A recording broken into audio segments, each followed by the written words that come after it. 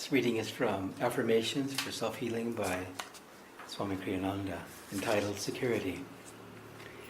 Man struggles all his life to store up treasures for himself, to ensure his property against loss, and his health against the devastations of disease. He rests his faith in outward measures and sees not that such faith is like asking a wave not to move. Security is his alone, whose faith rests in the Lord.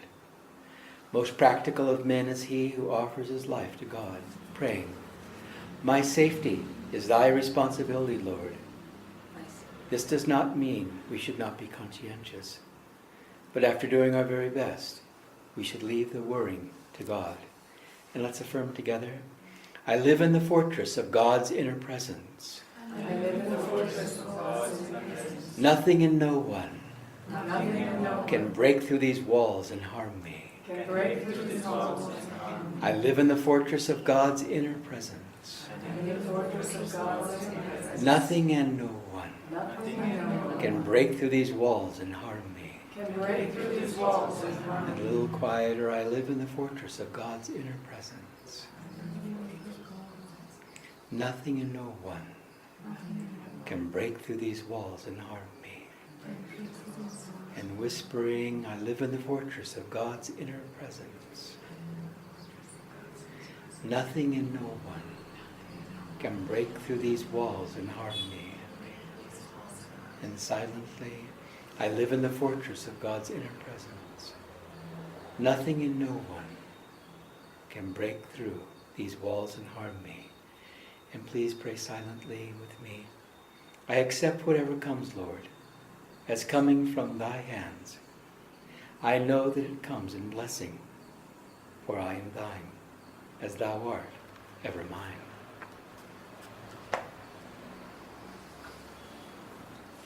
And from Raise the One Light, weekly commentaries on the Bible and the Bhagavad Gita by Swami Kriyananda, entitled Abiding in God. Truth is one and eternal. Realize oneness with it in your deathless self within. The following commentary is based on the teachings of Paramahansa Yogananda. Yogananda often emphasized, more often to his disciples than to the general public, but also to everyone generally, for it was a universal teaching, the importance of attunement. For divine understanding cannot be created, it must be perceived. To the disciples, Yogananda spoke of the importance of attunement with the Guru. To others, he urged the importance, at least, of attuning oneself to higher consciousness. Can an eagle rise without support from the sustaining air? Jesus Christ said in the Gospel of St. John, chapter 15, I am the vine, ye are the branches. He that abideth in me and I in him, the same bringeth forth much fruit, for without me ye can do nothing. If a man abide not in me, he is cast forth as a branch, and is withered, and men gather them, and cast them into the fire, and they are burned. If ye abide in me, and my words abide in you, ye shall ask what ye will, and it shall be done unto you. Herein is my Father glorified, that ye bear much fruit, so shall ye be my disciples. How can we abide in him? Jesus said, if my words abide in you. By words he meant not only his spoken words, but his vibrations, his consciousness, of which the words are only an expression. We must abide by the teachings, but we must also absorb these teachings into ourselves, that they become our own experience. For disciples of this path, the more in their hearts they live consciously in the presence of the Masters, the more they will find the divine presence living within them. And for all truth seekers, whether disciples or not, the more they live sustained inwardly by the awareness of God's presence, the higher they will find themselves soaring in wisdom and joy. For the Bhagavad Gita says in the 10th chapter, I am the source of everything. From me all creation emerges. Blessed with this realization, the wise, awe-stricken, adore me. Thus, through Holy Scripture, God has spoken to mankind.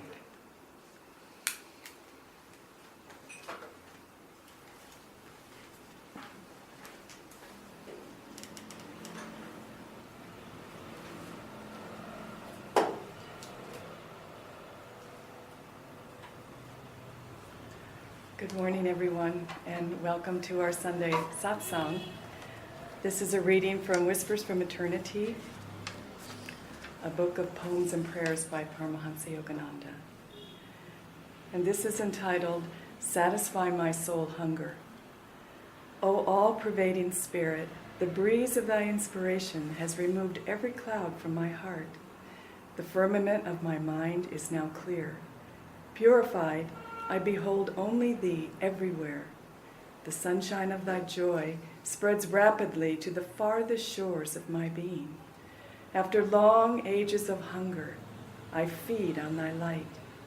By thy grace, and by my constant wakefulness in thee, may this joy be mine forever, forever, and forever.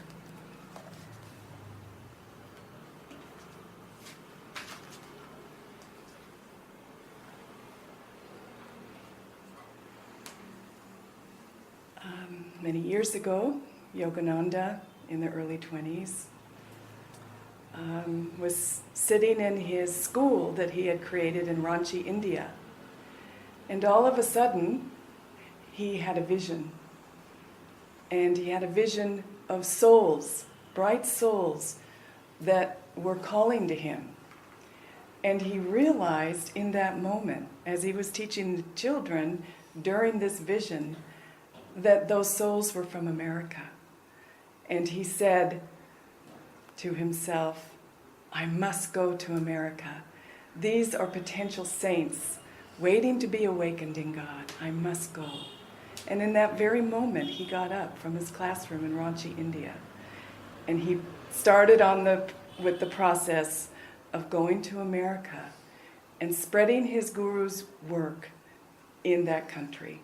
Not knowing the language, not knowing anything, but so in tune with his guru's will, with Divine Mother, he didn't think and try to understand it. He just said, I'm going.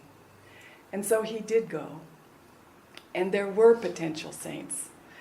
Saints ready to be freed by their guru who had been waiting for him for centuries and incarnations. But in this incarnation with Yogananda, going to America, with these potential saints, he came to free his disciples, as well as spread this work of self-realization to everyone in the world, which he did remarkably successfully. And these saints were clustered together. They were alive, and they were clustered together there in Mount Washington and Encinitas and America. And one of these saints was Swami Kriyananda. And these souls, when I meditated on their lives, preparing for this talk, and when you think about them and when you read about their lives, very outwardly unremarkable people. You wouldn't look at them and say, oh, this is a great saint that's going to be freed from all karma in this lifetime. You wouldn't really know that just by looking at the physical attributes of these souls. And one of these souls was Swami Kriyananda, and he was a young man, and he was in New York, and yearning for God, yearning for his guru, walked into a bookstore in New York, picked up the autobiography of a yogi, which Master had written about all the saints in India, so that we would get to know them, not too much about himself. But he dedicated the book to an American saint, Luther, the Dr. Luther. Burbank, Dr. Luther Burbank. He was a scientist and also made great contributions to the agricultural scientific world during that time. But he was a great saint, and he was a disciple of Yogananda. And so Master dedicated this autobiography of a yogi to an American saint. And Swamiji picked up the book. He looked at the foreword, and he said, dedicated to an American saint. And he said, ha, that's crazy. There are no saints in America.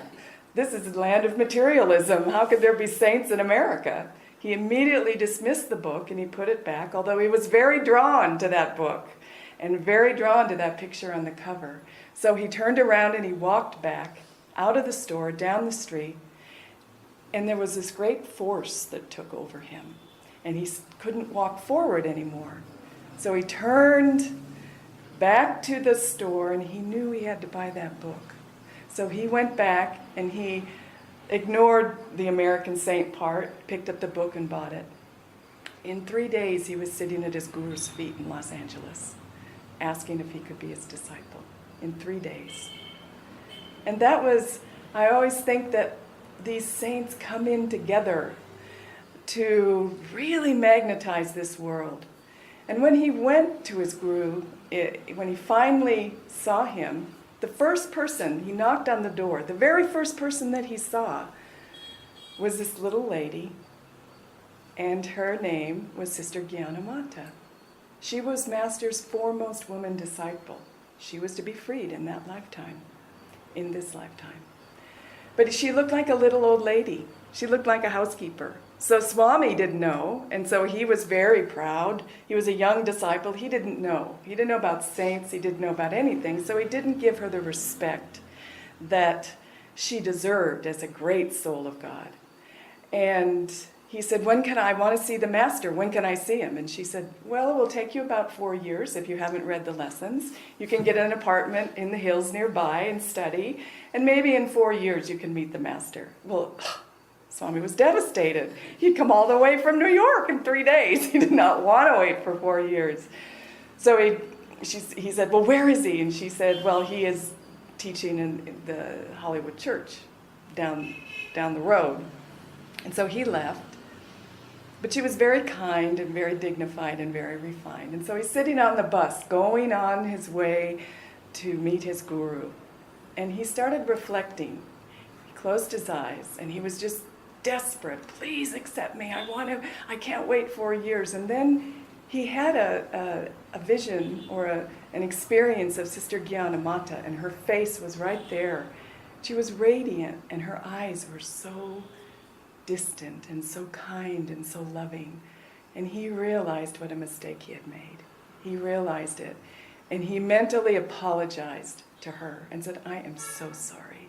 I did not realize your greatness. I'm really new on the path. I just didn't recognize. And in that moment, when he apologized mentally to Sister Gyanamata, he knew intuitively that he would be accepted by his guru that day. He knew. And Yogananda didn't accept disciples very quickly. He made them wait. But for Swami Kriyananda, he accepted them in that day. So isn't it interesting that one saint, the first person he meets is a saint, an American saint in this ashram. It's so, Sister Gyanamata had such an influence on this work of Masters of Self-Realization. She had such an influence. She was a very powerful yogi. She came to Master when she was 65 years old, and she was in great physical ill health. She had taken on a lot of the karma of her disciples, who Master had told Swamiji that she had disciples. So she was also taking on their karma on her own physical body. So for 20 years she suffered. But at the end of her life, Master freed her. He gave her self-realization. He said she never has to come back, that she melted into the infinite. And here was an insignificant-looking woman that was taken for a housekeeper. Her life was quite unextraordinary. She left school when she was in 8th grade. She married when she was 30. She married a professor. The professor was a very high spiritual soul. She lived her life. She met Master when she was, I think, 40. When she was 40, he came to Seattle and he visited her in her house. And she knew that was her guru. He visited her in her house. Why her? Because he came to free these saints that he saw in his vision. And so they connected. And then through all those years before she moved into the ashram, she was married and she lived her householder life. She kept that devotion of her guru so strong. She was so in love with God. And she knew that Yogananda was her ticket out. He was going to free her. And so she moved to the ashram when she was 65, and she became a great soul there, helping the nuns grow spiritually and helping her master. When she was in the presence of her guru, she never spoke. They never had conversations with words. But he would think a thought, and she would write a letter. They could be in different cities, answering that thought. That's how in tune she was with her guru. They never spoke, but they were in such attunement that he could pick up her thought, she could pick up his. One time she was in a room with one of the disciples, and she was just standing there. Master walked in, and he went to the window, and he looked out the window, and Sister Gyanamata was just standing there. And all of a sudden, a big smile came on Master's face. No words were spoken. And then he turned around and walked out. And the person that was in that room knew that they had communicated, that some communication of the heart had gone on. Such a beautiful example of how in tune. It says in the reading we should be in tune with our gurus. But also if you don't have a guru, to be in tune with a higher consciousness. Because God is the vine and we are the branches. I love this quote from Christ because each one of us is a branch of that divine consciousness. And our life should reflect the health of that branch. Our life should reflect deeper consciousness, unconditional love, joy, selfless service. Because that's the strength, that's the energy that runs through that branch, and it stems from the guru. The guru is the branch, and the vine, and we are the branch that reaches out. So we need to be very strong because the source of our power is that vine. We need to be very strong. Another instance of Sister Gyanamata's life that is so touching is that when she was on her deathbed, she had one more day to live. And all she ever did, and all she ever talked about with her nuns, and she wrote many letters, and that's what this book is about, God Alone, the life and letters of Sister Gyanamata. She had one more day to live, and she was lying on her bed, and she had heard from one of the nuns that had been taking care of her. She had gotten bed sores because she was so ill and she couldn't move. And one of the nuns came in and said Master was very disturbed that she had bed sores because they should have been moving her. They shouldn't have been leaving her like that. And so that the nun would not get in trouble, and so that she could be perfectly in tune with her guru's will, she got out of bed. She could barely move. She had so many health deficiencies, and she started energizing. She sat on the end of a chair. She started breathing in and breathing out and tensing and relaxing the body so she could say to Master, I energized today. It wasn't her fault. It was mine. I didn't get up. What dedication, what sweetness, what attunement to the Guru. That's what we strive for. And because of it, the next day she left her body. And Yogananda said, she's free forever. She never has to come back under compulsion of desire or attachment. Never has to come back. She will only come back to help. And her last words were, too much joy, too much joy, too much joy. It's thrilling to think of it. It's thrilling to think of these saints that walk this earth and we do not recognize them. Why? Because our egos won't allow it. And we're so entrenched in this play, this dream world, that we think we're controlling, that we think we have to decide everything, that we think we have to be successful. We don't allow the Guru to take over because we're a little bit afraid. We're a little bit afraid. What's that going to mean? I'm going to have to suffer. I'm going to have to work harder. I'm going to have to put out more energy. I might have to change. I might have to change my life. I might have to change my attitudes that are entrenched in my psyche. I don't know if I'm ready for that. But we pray, come to me, come to me. And then when he does come, he will come in a humble way. in a very quiet way, in a desire that you might have to help somebody that nobody cares about, in a desire to pray more deeply in your meditation, a desire to do more kriyas. Very quietly, he will come to you, but you have to listen for his voice. You have to listen, and that's what attunement is about. And he's always wanting to talk to you. And she had that. That's such an example for us. Swami Kriyananda had it too. Look at his life. Totally different from Sister Gyanamata's, who stayed in the ashram. He had very outward work, very, writing and singing and lecturing and traveling. But he never did anything unless his guru wanted to do it. He said when he was speaking and giving lectures, he wouldn't even say anything unless he felt Master was talking through him. He would write his books, and he would close his eyes, and he wouldn't write until he felt Master guiding his hand, opening his heart. And that's why these teachings are spreading, because they are divine. They are divine. They're from a disciple who all he wanted to do was to be in tune with his guru. That's what makes a saint.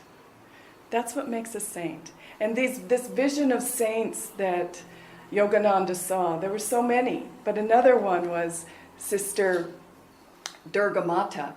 And she was totally different from Gyanamata. We're all sparks of the infinite, individually created to share these wonderful gifts. But Durga Mata was totally different.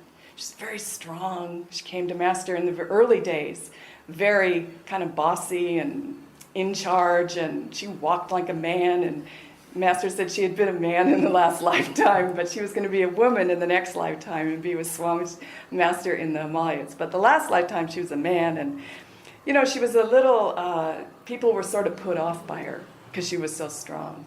So when she came to the ashram, they had an interview, and Master walked up and down, and he said, I want harmony in my ashrams. I want harmony in my ashrams. You must be harmonious with the other disciples. Because he knew her personality was one of, people were going to be a little irritated when they were around her because she was so bossy.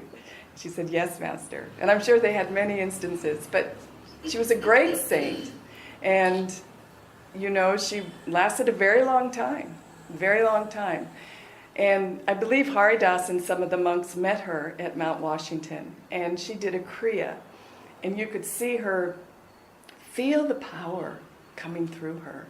And her last service to God was taking care of Rajasi Janakananda, another saint who was freed in this lifetime, who was Master's foremost male disciple.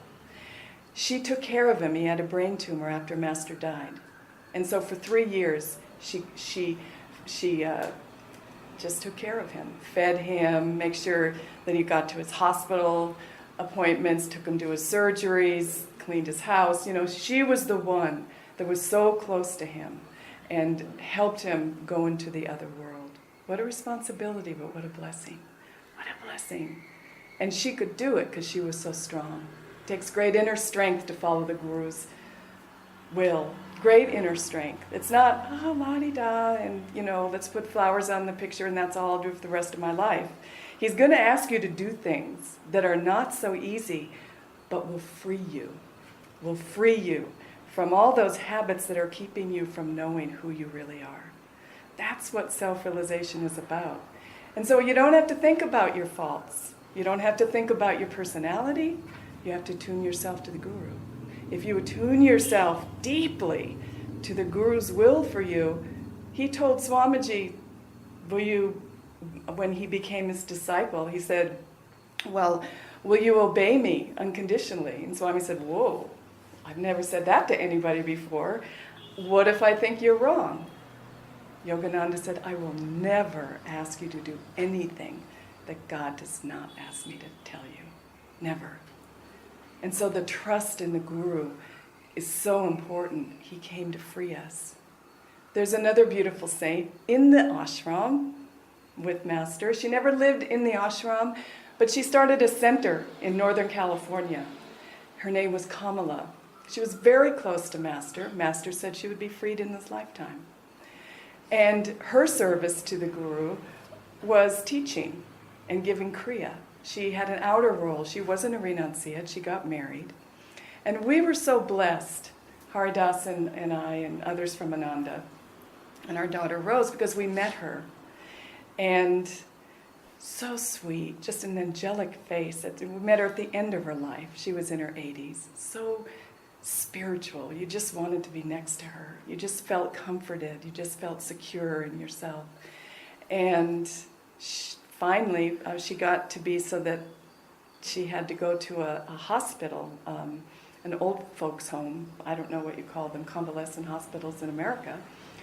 And she had to go there because the previous monastery wouldn't take care of her, and we couldn't do it anymore because she needed medical help. So she had to go to this hospital. So we would, when she was at Ananda, we were taking care of her. Rose and I would go over and to her little apartment, and Rose would sit on her lap. Rose is our daughter. She was about 5 or 6, maybe 7, and they would read spiritual books together. And Kamala was just so sweet. So when she went to this hospital, we would go visit her in Fremont, California, the 3 of us. And one time, she was just in the middle of this not very nice place, and the vibration was not that good. But we walked in, and she was sitting in a corner, radiant. Just, you could see a light around her. Her face was shining with joy. She wasn't there in that hospital. You could feel it. Her soul had transcended, but she had karma to work out. And her mind was, you couldn't really have a conversation with her. But sometimes she was very clear. So we went in, and she said, "Oh, you just missed him." We said, "Who, Kamala?" She said, "Master. He was just here. Oh, wait, I'll get him back." She was so sweet. So we just felt this presence. And Master had been there with her. And so she wasn't concerned about her outer surroundings. She was in tune with her guru. Even at the last, when she was laying in the bed in this hospital, we have these astrological bangles. And these bangles were recommended by Yogananda to wear because the planets put off different vibrations and negative energies, and the recipe for this particular, the gold and the silver and the copper, counteract that negativity. So he recommended that Kriya yogis wear these. And so this is the last thing that, one of the last things in her life, she had her bangle on her bed. They made her take it off. Somebody stole it. Someone stole this great saint's bangle. And I thought, how mean. Master, how could you let that happen? Why would you do that? And I just couldn't, for the longest time, figure that out. And I asked Swami, and Swami said, because she was probably attached to the bangle. And so Master made sure that he took it away, so that there was nothing that would keep her on this physical plane. So these things that happen to us, that we think are so cruel and that are so unfair, if you're in tune with the Guru, he will take things away, but then he gives you freedom. But then he gives you unconditional love. But then he fills your heart with a deep peace, and you know that you're a child of God once and for all. So these great saints, they are our examples. Very humble. You don't see them on billboards, you don't hear them on the radio. The world will not say how wonderful they are. But spiritual people will recognize through deep meditation the qualities that they bring to this planet. And they have the power to change us. They have the power to change environments. They have the power to be free themselves. And with that freedom and that strength of God, they come back to help us. So those saints that Master saw, he never said who they were, but you can imagine. I've named 5 of them already, and they're free in this lifetime. What about the rest of them? Who are the rest of these saints? It could be anybody. Swamiji used to say, the least person, of the last one on the mailing list, that could be the one that's the highest in spiritual consciousness that will be free. We don't know. Just like Kamala didn't know. We don't know until we're free. Gyanamata didn't even know she was free until the end. And she asked Master for Nirvikalpa Samadhi. Master said, why do you want to have that? You're already free. What do you want that for? That's just going to be one level. You are completely free forever in God. Isn't that thrilling? And that's what the Guru does for us. That's the attunement that we're looking for. That's what we have to understand what the spiritual path is about. It's not an outer show, it's an inward journey. And the more we can give ourselves to that love, that deep understanding of what the Guru's will is for us, then we can relax. We don't have to worry. Are we here? Are we there? Are we successful? Are we rich? Are we poor? Are we failures? None of that matters. You would look at Kamala at the end of her life and people would say, well, that's just an old lady in a convalescent hospital. Unless you knew that she was a great saint. Master said she was freed in this lifetime. She helped many people giving Kriya, giving up her personal life for Master and for the work. And she couldn't be in the monastery. She wanted to be in the monastery, but she went to Northern California, which was away from the monastery, for Master, because Master asked her to. Okay, I'll do it. And that's what we have to do. When the Guru comes, we have to say yes and make it snappy. That's what Sister Kiyanamata said. Say yes and make it snappy. Don't worry about why you can't and what if and oh, if only. Those are negative thoughts. You should just say yes and move forward. And you'll be moving forward in freedom. You'll be moving forward in love. You'll be moving forward in joy. Your whole life. Seek ye first the kingdom of God, and all these things that we want will be added onto us. We have to remember that. We should say that to ourselves again and again and again, because it's so true. If you seek God inside, your outer world suddenly becomes quite beautiful. The soul expands, and you begin to see your Guru Bhais, your fellow pilgrims on this path, as friends, spiritual friends. We're all in this together, all of us. And then when Master asks you to reach out, you do it. It's okay if you like them or not, or if they're enemies or they hurt your feelings, who cares? You know, in the end, it's not going to make any difference whatsoever. I wanted to close with just reading one of Sister Gyanamata's letters that she wrote. She says to one of her sisters, "You have asked me if I ever thought of going away from the ashram. No, not for a split second. I knew what I wanted long before I came. I did not come for honor, nor for pleasure, nor for favor. I came for God. Some things surprised and disappointed me, but I moved on from point to point until I had the full vision of the guru-disciple relationship. I saw that if the Master had not disciplined me and instead had treated me with what is called kindness, I would never have known myself, nor my spiritual needs. Thou, O Lord, givest to each man his proportion, and I, receiving it, acknowledge it to be good." And so be happy and grateful and thankful that you even want to find God, because that's a very important step. And we've spent so many incarnations coming to this point. When the need in our heart becomes intense and when that devotion increases, we want God. We don't want to just leave this planet without having found Him. And if we haven't found Him in this lifetime, Master said, when you're at the feet of the Guru, 1 or 2 lifetimes, that's all you have to worry about. 1 or 2 lifetimes to clean up your old karma. Don't worry. Be happy. Be joyful. And remember that the source of that joy, the source of that happiness, that's the source of everything good, is Divine Mother. And we need to attune ourselves through the Guru to the Divine Mother's love. She is the one that wants us to come home. She is there waiting for us. And she is right here now in our hearts, helping us reach our goal. We all will go home together. And who knows who is in that vision of Master at the beginning. Could be anybody. Could be any one of us. Don't sell yourself short. So God bless you, and thank you for coming to our Sunday service.